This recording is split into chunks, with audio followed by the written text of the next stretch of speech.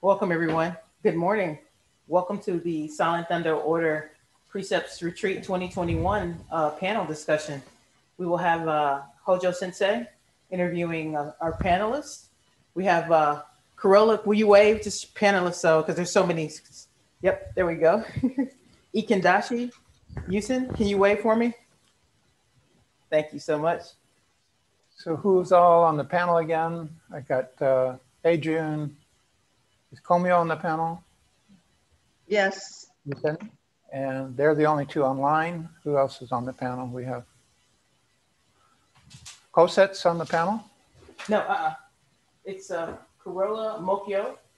Mokyo. Shenzhen. Sensei Tashin. Ajun. Yep. Oh, Tashin is on the panel? Yes. Okay. So I'm going to hand the virtual ball over to you, Sensei. Okay. To get started with us. But good morning, everyone. A big gasho in. Good morning. Thank you, Shikak. Our key master here. Nice. Precepts, concepts, percepts. There may be some other seps out there. Sept means something like catch, capture, catch. Pre means before. Per means through. Con means with. So those of us in, most of us work a lot with concepts. Baker Roshi said of the precepts, he said, he's one to talk, right? He said, we all have precepts. We grow up with precepts. Somebody told you as a child you ate like a horse, you ate like a bird, and you believe them because you're other directed as a child. Then you grow up and you no longer eat like a bird, or maybe now you eat like a horse, but you still have the self-image that you eat like a bird.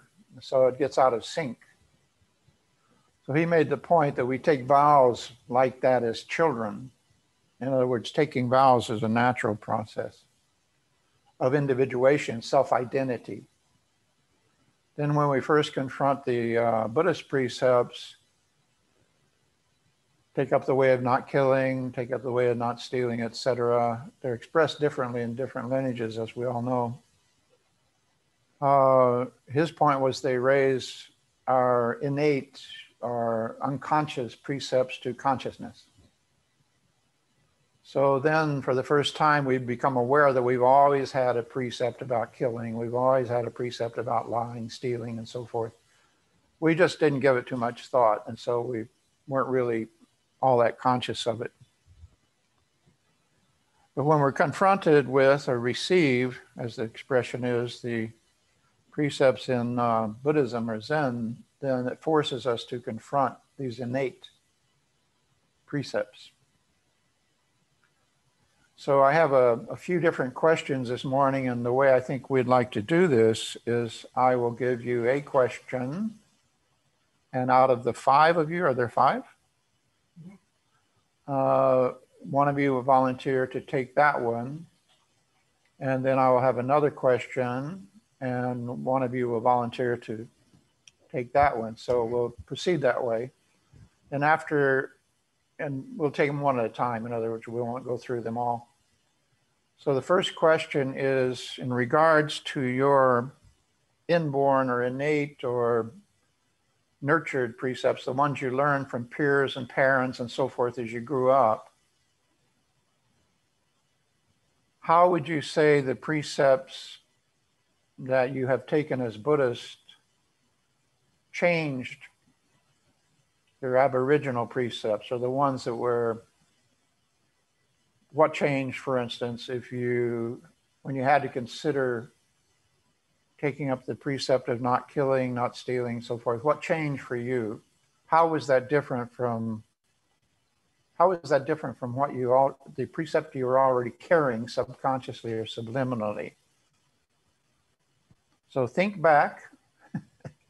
This is a technique in research called the think back technique. Think back to when you first took your precepts and see if you can remember any kind of surprise or contrast with the way you thought about any one of the precepts. There are 10 of them, as we know. The second 5 are for disciples and priests. The first 5 are for initiates. And the first 5, if you look at them carefully, you'll see they're pretty personal things you would try to follow in your personal life. The second 5 are more social, which is necessary for people taking up discipleship or priesthood, where we put ourselves in a position of presenting Zen to others. We have to be more socially conscious of not discussing the faults of others, not praising ourselves at the expense of others, etc. The more social, the latter 5 are like that. Okay, so who would like to begin? And just choose any precept you like. Here we go, Mukwo. By the way, people are pronouncing your name Mukyo. I know, it's Mokuo, right? Yeah, Mukyo. Kyo would be a different word than quo. So Mukwo, the U is like a W, Mukwo. Mokuo. We will try to change that thought pattern, Mokuo. Well, good morning, everyone. I wanted to go first so I can relax. And get it over with. Yeah. Well, I saw the Dharma combat little thing beforehand, and I just withered inside. So anyway. This is not meant to be a Dharma combat. I know. But, you know, that instant thought.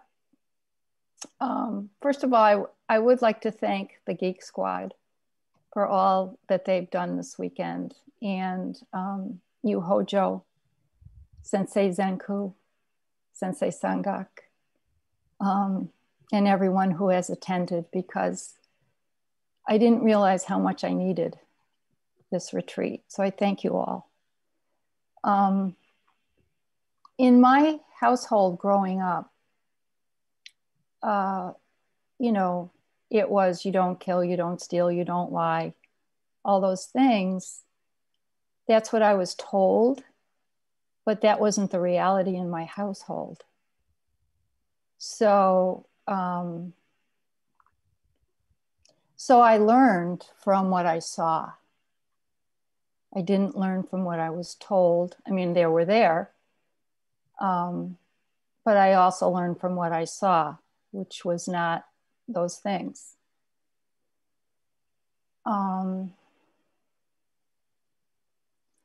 And so in my life, I did a lot of suffering because I didn't have really, my moral code was very thin, if even non-existent at times. So getting, you know, coming to the Zendo and practicing, sitting, doing Dokusan, all those things, taking Jukai, and then taking Zaikai, has what you said, it has increased my awareness. When I'm looking at these precepts, I will not elevate the self and blame others.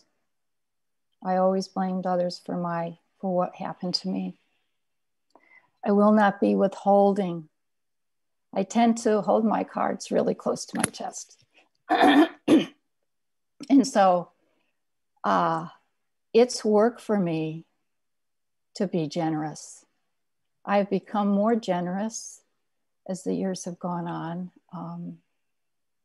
And I find that when I, you know, as you said, when the awarenesses start to increase, I can tell now more when I'm withholding. And so I do the opposite of what comes naturally to me. And it's, so, yes. I'm taking then that you're saying that killing, stealing, lying, the sort of ethical principles that you were taught by parents did not shift that much for you in terms of the Buddhist precepts, but the additional ones of being generous and not so forth added to. Am I getting that right? That's true. That's true. But I think the original precepts, I had to learn from life experiences not to do those.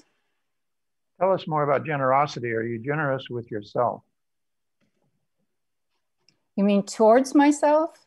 Right. Well, I'm a work in progress. Anybody else on this one who has something to say about your inchoate precepts as you matured and developed in your life, and then at a point of relative maturity, suddenly you were confronted with these other precepts?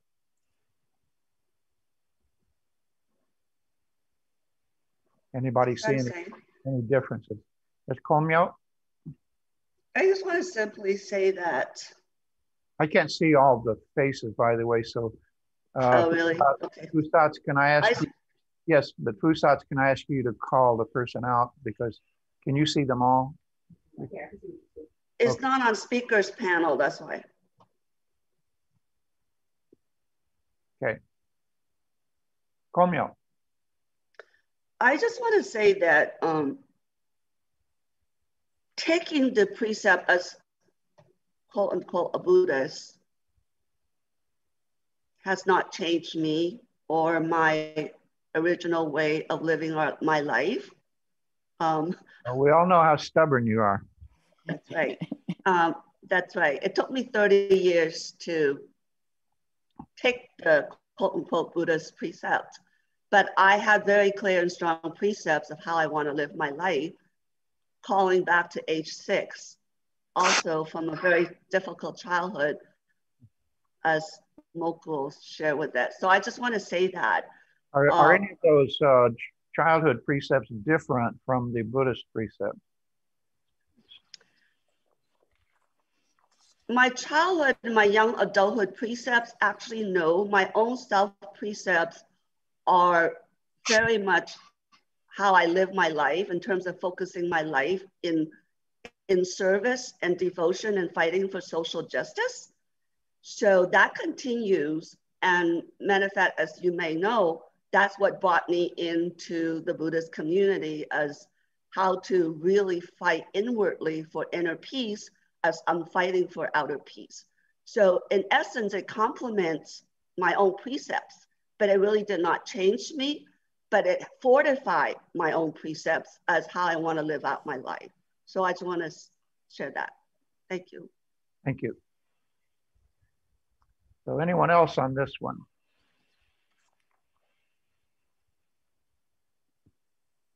Yes. Kassim's hands up. Kassan's hand is up. Yeah, it's interesting because yeah, thinking back, just thou shalt not kill, steal, etc. These very basic commandments, as they were, shared, exist in Buddhism, but becoming someone on the path trying to actually understand and actualize these. It's interesting because I remember a time, I think it was maybe a business meeting where I think that the term is the most effective way to end communication is through sarcasm. And there was a situation where I really wanted to put somebody down. And so I came across with a very sarcastic comment But fortunately, through the practice, the starting practice, I was also watching this process unfold. And I got to actually see the effect that this had on this person. And it was like a little death that I had created for this person, where I dug a hole and sort of pushed him into it, excuse me, and left him there. So I think a lot of the precepts or commandments really, excuse me, we get to have a much fine-grained, excuse me, perception of what's going on and what these actually mean, not just at a gross level, excuse me, but at a much finer level that is not offered in other traditions. Right. So I appreciate your pointing out the difference with commandments. I think Dido Laurie's group in Mount Tremper, they use the phrase, I take up the way of, not killing, I take up the way of. And so it emphasizes very much that this is a voluntary thing. These are not commandments from a god or from even from the tradition. So Shinjin has something to say.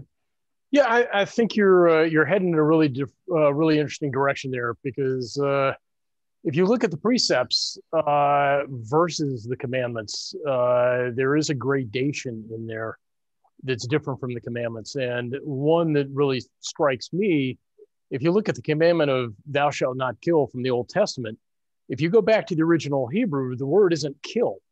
The word translates more directly to murder. So there's a difference there. And if you look at your own life, just the fact that you're alive makes you a killer. I don't care if you're the strictest vegan on the planet, you are still killing by staying alive. Right this minute as you're sitting here, there's white blood cells marching all over your body, killing every intrusive bacteria and virus. That's killing. And if you are a plant eater, you're still swallowing nematodes and depriving other life forms of food that they may need. You're killing. So there is a cutoff point in there that you have to decide for yourself as you take the precept. What exactly is this precept requiring me to do, and where do I draw the line? And that's a little bit different from a commandment. And I think that when you take on the precepts, I think that they really change you profoundly, because you have to find that place where the precept is not broken. And I remember Corolla told me years and years and years ago, she told us the two things when I was talking to her about the precepts. She said, they're pure, they're not puritanical. Mm-hmm. So therefore, as an initiate or a disciple that takes on these precepts, you have to think about them, and you have to figure out how they're going to impact your life and how you're going to sustain your adherence to them.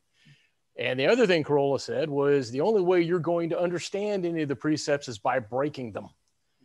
And that can be a pretty profound event. One of the things that Tessin just described was a situation that he put himself in and broke a precept. And it gave him a much, much deeper understanding of what that precept may mean. So following on that, this is something we say in the ceremony, whether I think it's not in the Jukai. And by the way, another pronunciation tidbit, it's Zai-Kai, not Zai-Kai, and Shu-Kai, not Shu-Kai. So it's only Jukai has the Kai sound at the end. Shu-Kai and, Zai-Kai, discipleship, Shu-Kai, priesthood, or Kai. Little Japanese tidbit. So, but following on what Shinjin just said, we in the ceremony, the later ceremonies, we say, so this ceremony is not just something you did, but something you do. In other words, every time you recognize that you've just broken a precept or violated a precept in some degree, and it's usually along the lines of, you know, praising yourself at the expense of others, some of the more subtle ones, you take that precept again. And so it's a daily, everyday occurrence. And over time, as Shinjin is indicating, you penetrate to a much deeper grasp of what the precept really means, because it's a living precept, not just a, you know, something you said at one time or vowed at one time. It's every day. So anybody else on this first question? Okay. That was Corolla. Corolla. Hey, June. For those who don't know June, she's one of our most senior teachers, and senior by experience, not age. I'm the old one. I'm right behind you there. I consider the precepts to be part of the prescription that the Buddha gave for our life. And so I view it very much like the meal gatha, as good medicine to sustain our life. And this medicine does several things. Some of it is to treat our sicknesses of the past, to help us understand the things that we've grown up with, the things, our misapprehensions. And it also prevents further sickness, in that it keeps us from sometimes stopping in and thinking a bit before we praise ourselves or kill somebody in that metaphorical sense. And so the precepts are ongoing. We take them all the time, just as we take medicine all the time. Thank you for that. One other point on the killing one, the very first one, as Shinjin said, it's impossible to live without killing.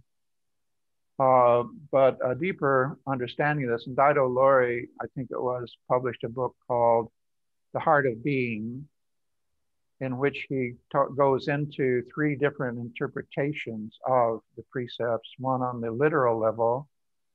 Literally, we understand that they're impossible from a literal interpretation. And then I think the second one that he did was an absolutist type of level. And the third was compassionate. What is the compassionate interpretation? Anyway, Heart of Being is worth reading around the precepts. For those of you who are interested, we also have a document published by Soto Zen Buddhist Association 1 year of their conference. It was about the history of the precepts. And reading that document will throw some cold water on your mythology around the precepts. They were used politically in some instances, so it might be worth reading. So anybody else on this question? Okay. So the next one I have is when in Halifax 1 year, I gave a series of talks on the precepts, which by the way are all thanks to Teshin. He's very diligent about this. They're all recorded and packaged, and they can be made available. I'm not sure they're available online, but the last one, I believe it was, I gave at the university there in Halifax. One of our disciples was a teacher in photography. And so it was a design school similar to, my background in design. And so I spoke on the precepts of design, or the precepts of art. And each of us comes from different professions, right? Some of us are in a similar profession now. But I would like you to speak to how you see the precepts functioning and what you do for a living, right? Livelihood. It would be an interesting exercise to take each point of the Eightfold Path and say, how does this connect to the precepts? But just in the area of right livelihood, for example, how do you see the precepts of your profession? What are they, if you have some? Like in the medical profession, they share the first precept of the three pure, so-called pure precepts. And by pure, as Shinjin was mentioning, they're not puritanical. This is not morality in the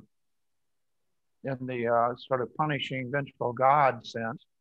It's more taking up this way because it works, and it's the compassionate way. But the precepts in our business and the profession that we're in, the medical profession shares the first of the first three pure precepts. First, do no harm. So you can consider do no harm the mother of all precepts. Every other precept and all the Vinaya, the Shingi, the rules and regulations of the monasteries and the orders can be considered subsets of that first precept, do no harm. And in this particular case, here's how it's manifested. In this case, here's how it's manifested. In this case, differently. Here it's differently. We're pretty sure that people just screwed up and they had to have a face-to-face and sit down and say, what are we going to do about this problem? And so they came up with the various rules and regulations, just the way any civilization or city-state or any other corporate entity will do. So a corporation is said to have a mission statement, a corporate entity such as the profession you're in or a company that you work for. And often the mission of the employees or their goals and objectives are severely out of line, can get to be severely out of line with those of the corporation. So I'd like you to just consider in right livelihood and what you have as a profession. Teachers, many of us have been teachers, for instance. What are the precepts of your profession that you have pursued as right livelihood? And maybe briefly, how do you see them connecting to the Buddhist precepts? So who would like to take that one? Yep. There we go, Teshin. Teshin. I've worked as a school teacher in Atlanta and as a high school science teacher, and then in a specialty school up here in Nova Scotia for kids with dyslexia called Landmark East, and then also at the elementary level, simply because a job came up and I needed the work, so I took it and liked it and stayed there. So in all of those teaching situations, the precept of do no harm pretty much covers it all. If you consider what you are hired for, you're hired to make sure every child learns as many of the outcomes that are outlined by the Board of Education as possible in the course of their year with you. And so as you're going about what you do, that's the guiding factor. You know, what do the parents expect? What does the Board of Education expect? What does the individual child expect? And what each one of those groups wants conflicts with what the other groups want. The kids would just as soon have gym class all day long, and many of them not have to deal with the difficulties of mathematics or grammar, etc.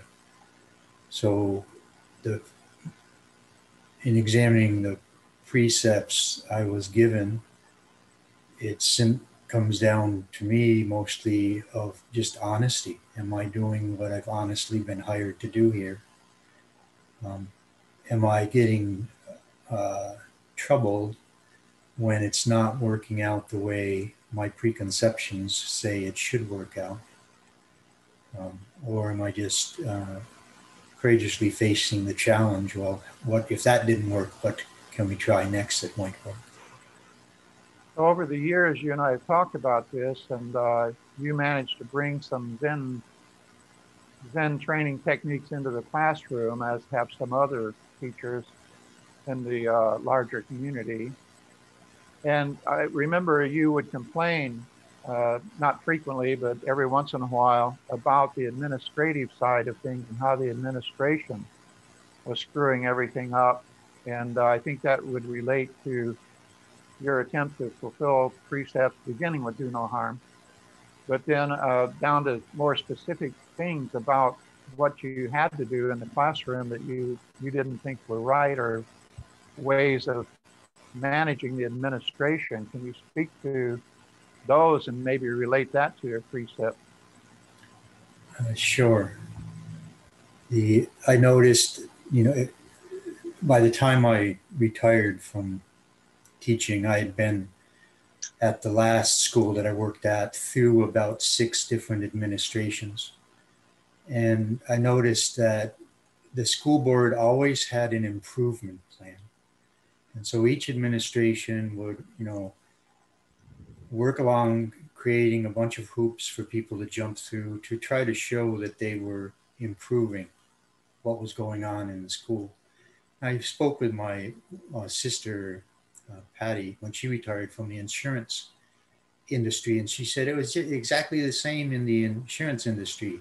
Every time a new middle manager would come through, there'd be a bunch of hoops to jump through, none of which seemed to really improve things. And then they would move on, and then the next one would come in, and the whole thing would be repeated. And I remember looking at the shelf in the principal's office, and there was a whole series of binders, improvement plans going back through the years. And I remember at one meeting asking, at what point does the administration consider it good enough? I said, I've been here a lot of years. At what point do you say to a teacher, you're a master teacher, you're good enough? And it was never there. I see smiles of recognition on several faces, including Mukuo, so I'll ask her to chime in on that one. Well, if you save the binders, eventually you get back to the original binders. I mean, it really is something to watch if you stay at a place long enough. But I taught at a private school for children for adolescents with learning disabilities. And it had very good, a lot of the philosophy was very good. I was much more comfortable there than in the public schools. And one of the philosophies was, we meet the students where they are. Not where we want them to be, but where they are. And also as a teacher, I had to be very careful with the do not kill, very careful of what I said, very careful of how I looked at them, very careful of how I reacted to them, because most of these students were beaten down. They came from the public school system and they were beaten down. And so our job was to be honest with them, but to raise them up. So I appreciate that comment. One of the questions we won't ask today is how many ways can you kill? How many ways can you lie, and so forth. And you just pointed out another one, which a lot of us creative types look back with some degree of chagrin on our education, where basically your creativity is often killed off by the classroom, by the attitudes of certain teachers. Your interest in mathematics may be stymied by a teacher who just sort of doesn't care. So we understand, but we think I think in Zen we tend to regard teachers as heroes, as the front line. It's easy to criticize them, but if you look at what they're dealing with, it's a near impossible situation. Anybody else on professional precepts? There we go, Kushin. Corolla. Oh, and, Corolla first. She's on the panel, and then Kushin. Yep. Corolla is also a teacher. Right. Adrian.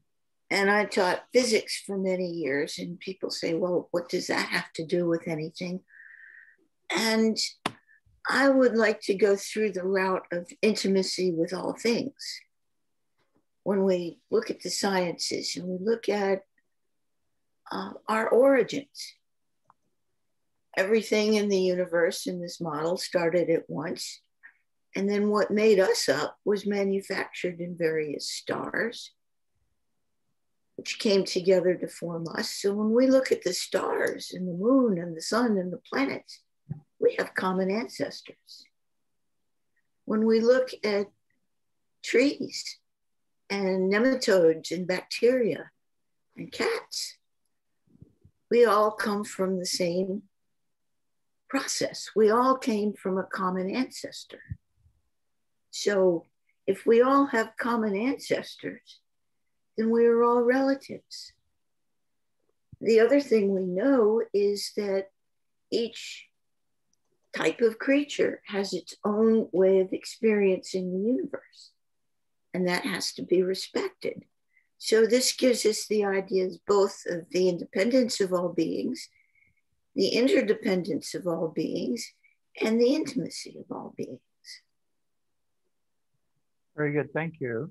And Kushan had something. Yes, thank you. And this may stir a little knowledge in all of us. In the past 30 years, I've had a creative firm, and part of what I've found myself involved in are local and statewide politics. And I've been engaged in many campaigns over these past 25 plus years. So what I found out early on, which was not a practice I wanted to replicate, was that we were urged by those that were our superiors, our masters of the trade, as it were, to attack your opponent, to deliver negative advertising. And again, I don't have to say this very loudly to have all of us find an accord with what we've seen in recent times. And the reason they do it is because it works, which is a sad commentary about who we have become or who we've been fashioned to become by others. But it wasn't something that either myself or the people I got to work with were enthused about. So we just chose to speak for ourselves and speak about the values that we carried, as opposed to talking about what we wanted to suggest others might be carrying for themselves and the baggage that they had. Right. So this was a great lesson for me, well beyond the profession, but it also suggested the way I would attempt to treat all the people I worked with through my working career as well as personal. Right. And I must say, although at times it was challenging, it was always deeply refreshing and personally satisfying, and allowed a strong and thorough sleep at night. I think this is why we tend to look at the precepts more as ethical than moral, you know, because they rubber hits the road between you and the client. That's where a lot of ethical principles start to pop up. I thought Corolla was raving her hand frantically to get my attention, but it's her cat. Does your cat have something to add, Adrian?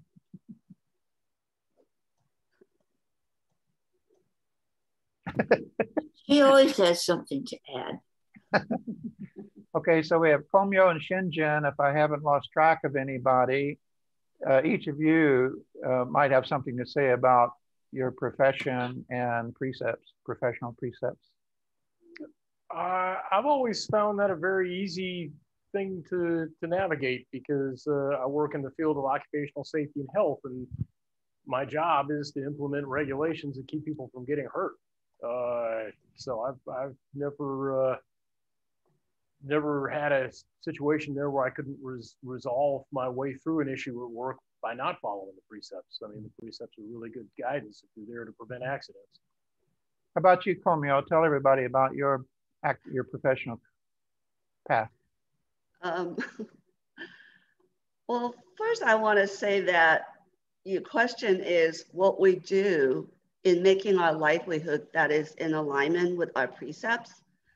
I also don't see more. The question is more that professions have their own precepts, and how have you seen those, and how might they differ from the Buddhist precepts? Well, I just want to again put in context that even though I quote unquote retire, I'm still working.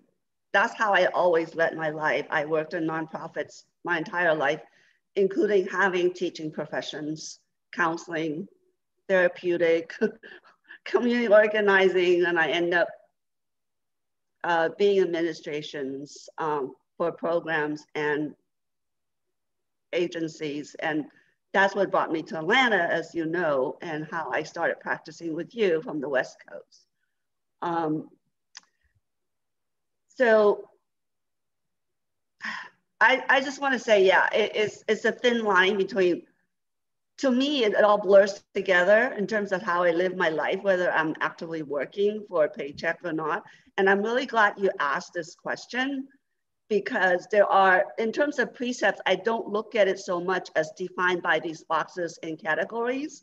Like, for instance, there were many points being brought up about many ways to kill and many ways to steal. And so I just want to say, I look at sort of things in a broader way. I look at the precepts as not just not to steal, but also encourage others not to steal. I look at not to kill, also including in encouraging other people not to kill. So regardless of what profession we have, you know, I encourage people, if you have to be a banker, I understand you work for a corporation that is stealing money from people, but by not paying an equity salary. But that's okay. But you need to understand and see that through the precept, for instance, how you do contribute to people's money, livelihood being stolen. You do contribute to, if you work with, let's say, the law enforcement, not all cops are bad, but how do they, and how I as a citizen might support their killing of innocent people. So I want to say that's sort of how I live my life. So no, I'm not working for a paycheck right now, but I still do a lot of the things that I normally do. I don't know if I answered your question. Well, thank you for that. Let's do a time check. I have one more question. We have 9 minutes. Okay, so you have to keep your responses to about a minute to cover the time. The third question I have for you, Thich Nhat Hanh was known for writing what he considered contemporary precepts, rewriting the precepts, and in you know, our principle of reinventing Zen, we all have to sort of redefine the precepts as we go through life, as we said. So, but I wanted to ask you if you had one major precept that you would add to the 16 that is different from them, what would it be? What would you may have 16, but if we have time for one, if you had one precept that you would add to these 16, how would you express it? Don't vote Republican. Don't vote, maybe. No, seriously, I would say always default to the greatest good for the greatest number. I want to avoid having us pegged forever as unredeemably liberal. I want to say there's a deconstruction by subtraction process that I invented in language. If you take a sentence and you just take the last word off and say it again, and then take the last word off again and again and again, until you come back down to the first word. So we could apply this to what Shinjin just said. Don't vote Republican. And the next one would be don't vote. The next would be don't. And the last one would be the silence before the don't.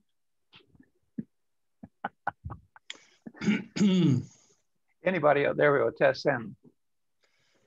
Yeah, I think that the question is a little challenging because I think the precepts are so all encompassing, but maybe just so I don't personally sort of get lost in the nitty gritty details of all of it, I keep reminding myself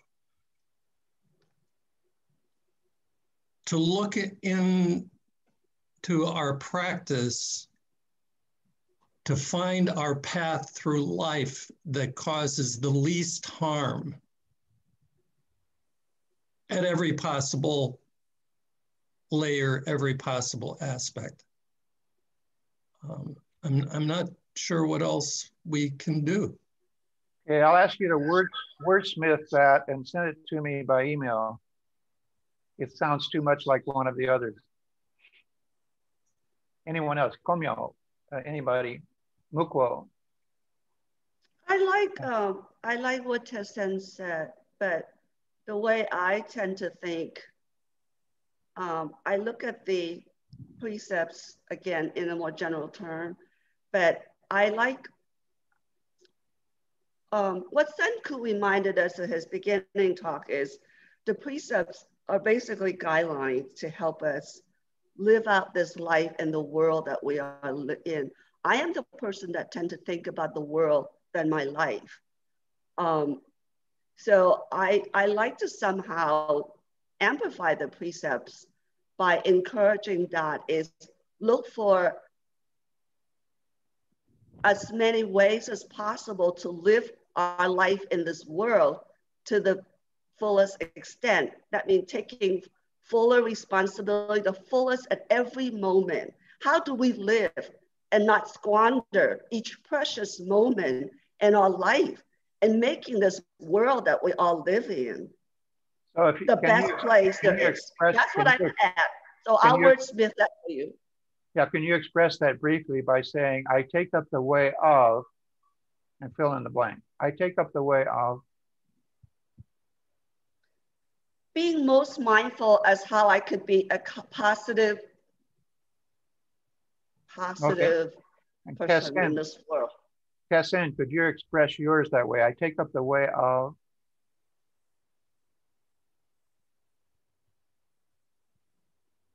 I'll get back to you. All right. Yeah. Oh, wait. Did we have? I take up the way of utilitarianism. What does utilitarianism mean in that context? The greatest good for the greatest number. Okay. I take up the way of the greatest good. I like that. That's... Amuko, do you have one that you could add? Corolla's. Oh, Corolla's waving. Corolla, Do good for others and support others when they're doing good. Yeah. How is that different from the precept, do good for others, the third pure? Because that leaves out the others in their activities. So if we support others when they're doing good. Oh, okay. So I take up the way of supporting others in their efforts, etc. No, my other suggestion is get over yourself. I take up the way of getting over myself. Sangak had one. I take up the way of not wasting my life. You know that the Dylan tune, you just kind of wasted my precious time. You could probably say, I take up the way of not wasting other people's precious time. So well, you are very part of my life. I do not want to waste you. How about you, Mukwa? Did you come up with one? I take up the way of? I take up the way of upaya. All right. You know, I've been thinking lately of, you know, sort of at the of what Komyo has been talking about, of speaking up. Sometimes it's really important, I think, especially now in these times, we have to speak up for what. I like that, and I like the encouraging others part. I think those are not really explicit in the precepts that we take, and that's kind of the point I was getting at. So closing remarks, we have a couple minutes left. If anybody has anything to add or anybody else would like to venture a, we got Teshin there, venture a, I take up the way of Teshin. Take up the way of no self. The Buddha taught when he looked to find what his self was, he described what he found as there is no substantial self, that all of existence was unsatisfactory, unsubstantial, and impermanent. And if we look at the precepts, any one of the precepts that we break, to my mind, seems to shore up this idea of a separate, permanent, satisfactory self. That would take about a page. I have one for you. I take up the way of merciful brevity.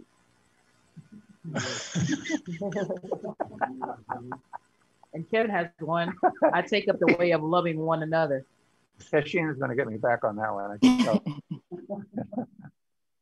This is becoming Dharma combat. Yeah. Kevin has one. Yeah, I take up the way of loving one another. Thank you, Kevin, for that. Anyone else? Komyo. Can we just take the last minute just to hear maybe one sentence from other people, what they would like to add? Yes. There's only 30 of us here.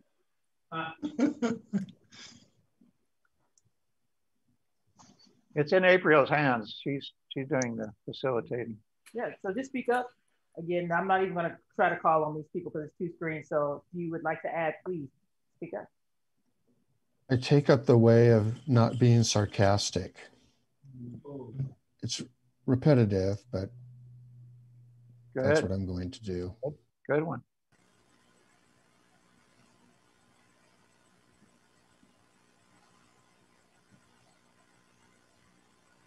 Amen. Amen. Can I get an amen? I take up the way of golden silence. Cosette has one. I take up the way of listening. I like that one.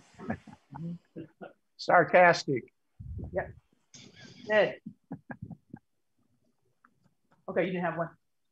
For me, I'm going to work on take up the way of patience. Ted, I think you're muted. That's why we didn't hear you. Kevin's gone. Kevin, you're muted. Good, good. Yeah, you can say. I take up the way of awareness. Okay, good. Any closing remarks, Usats? No, again, thank you everyone for just the opportunity to come together and have the conversation. I'll do a big shout out to Mokyo, Komyo, Sensei Kushin, who else? Carola, Shinjin. And then any comments in the room? We don't want to forget the folks in the room. Shikak, you gotta take up the way. Oh, he says he takes up the way of keeping his mouth shut. That's from Chicago. And Anrak. All right. So as we do with Anrak.